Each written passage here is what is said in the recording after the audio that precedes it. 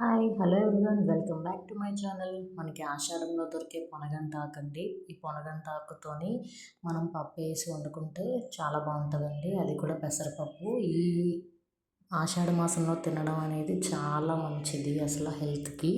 ఇది ఎలా చేయాలో ఒకసారి చూడండి. బాగా క్లీన్ చేసుకోవాలి. మనకి కట్ట తీసుకొస్తాం కదా, దానిలో ఏమైనా చెత్త ఉంటే ఏరుకొని చక్కగా కట్ చేసుకోవాలి నీట్గా. ఎక్స్ట్రా ఏమైనా ఎల్లో కలర్గా పండిపోయిన ఆకులు అవన్నీ ఏమైనా ఉంటే తీసేసుకోవాలి. అవి కట్ చేసుకున్న తర్వాత బాగా కడుక్కొని ఇప్పుడు ఒక కుక్కర్ తీసుకుందాము. కుక్కర్లోనే కట్ చేసుకున్న ఆకును వేసుకుందాము. నేను ఆల్రెడీ ఒక 10 మినిట్స్ ముందే పెసరపప్పు అనేది నానబెట్టుకున్నాను.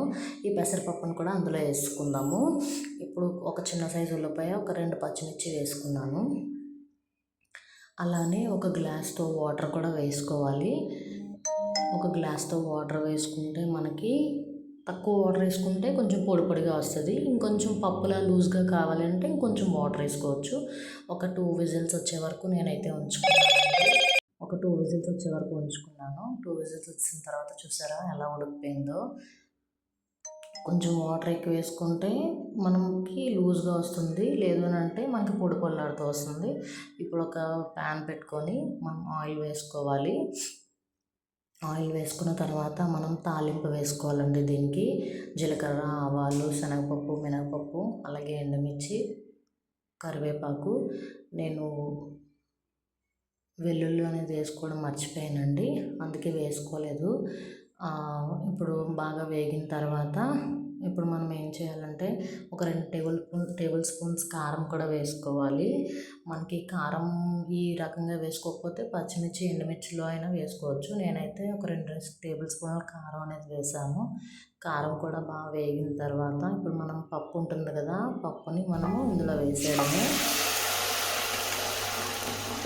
పప్పుని వేసిన తర్వాత ఒక 2-3 మినిట్స్ అలానే ఉంచాలి స్టవ్ మీద. ఇప్పుడు మనం సాల్ట్ వేసుకోవాలి.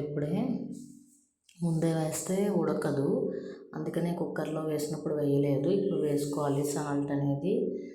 సాల్ట్ కూడా సరిపడగా వేసుకొని ఒక 2-3 మినిట్స్ మనము మూత పెట్టుకొని ఉంచుకుంటే మనకి కర్రీ అనేది రెడీ అయిపోతుందండి. చాలా మంచిదండి అసలు ఈ సీజన్లో తినడం అనేది.